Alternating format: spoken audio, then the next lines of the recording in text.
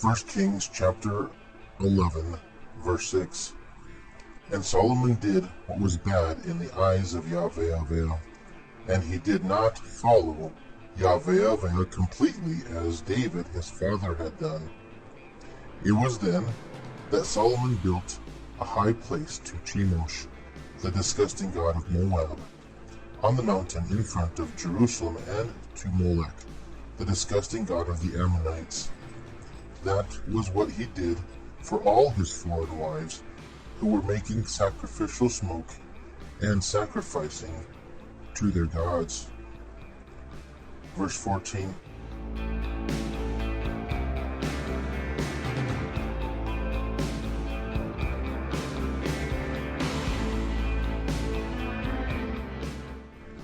JaHVæH then raised up a resistor against Solomon, Yah'Dad, the Edomite, of the royal family of Edom. When David defeated Edom, Joab, the chief of the army, went up to bury the slain, and he tried to strike down every male in Edom. For Joab, all Israel stayed there for 6 months, until he had done away with every male in Edom. But Yah'Dad fled with some of his father's Edomite servants, and they went to Egypt. Yah'Dad was then a young boy. 2 Samuel chapter 8, verse 13. David also made a name for himself when he came back from striking down 18,000 Edomites in the valley of Salt. Deuteronomy 21, verses 16 and 17. On that day he gives his inheritance to his sons. He will not be allowed to treat the son he loved one as his firstborn at the expense of the son of the unloved one, the firstborn. He should recognize as the firstborn the unloved one's son by giving him double portion of everything he has, for that one is the beginning of his procreative power. The right of the firstborn's possessions belongs to him. Genesis chapter 27, verse 38. Esau said to his father, "Is there just one blessing that you have, my father?" "Bless me, yes, me too, father."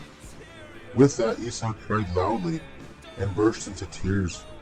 So his father Isaac answered him, "See away from the fertile soils of the earth, your dwelling will be, and away from the dew of the heavens above.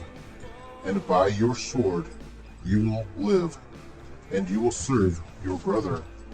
But when you grow restless, you will indeed break off his yoke off your neck." However, Esau harbored animosity against Jacob because of the blessing his father had given him. And Esau kept saying in his heart, "The days of mourning for my father are getting closer. After that, I'm going to kill Jacob, my brother." Son Esau were told to Rebekah.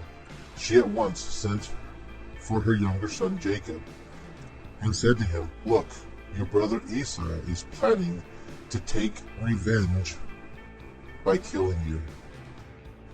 Esau then realized the daughters of Canaan were displeasing to his father Isaac. So Esau went to Ishmael and took as wife Mahalath, the daughter of Abraham's son Ishmael, the sister of Nebaioth, in addition to the other wives he already had.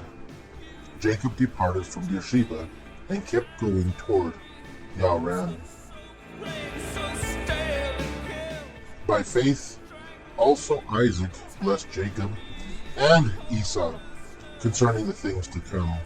By faith, Jacob, when about to die, blessed each of the sons of Joseph. By faith, Joseph, nearing his end, spoke of the exodus of the sons of Abraham concerning his bones. Genesis chapter 25. Now Abraham again took a wife, and her name was Keturah. In time she bore him Zimran, Jokshan, Medan, Midian, Ishbak, and Shua. 2 Kings chapter 8, verse 20. In his days Edom revolted against Judah, and then set up his own king. 126. He acted in the most detestable way by going after the disgusting idols, just as the Amorites had done, whom JaHVæH drove out before the Hebrews. 2 Kings chapter 21, verse 11. Manasseh, the king of Judah, has done all these detestable things. He has acted more wickedly than all the Amorites before him, and he has made Judah sin with his disgusting idols. Acts chapter 7. The nation for which they will slave, I will judge. God said, and after these things they will come out and will offer sacred service to me in this place.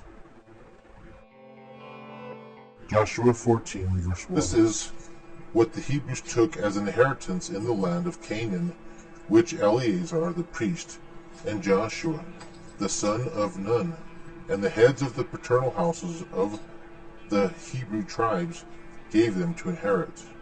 Their inheritance was by lot, just as JaHVæH commanded through Moses, for the 9.5 tribes. Genesis 37, verse 23.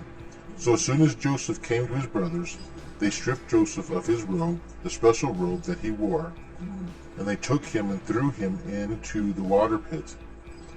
At the time the pit was empty, there was no water in it. Then they sat down to eat, and when they looked up, there was a caravan of Ishmaelites coming from Gilead.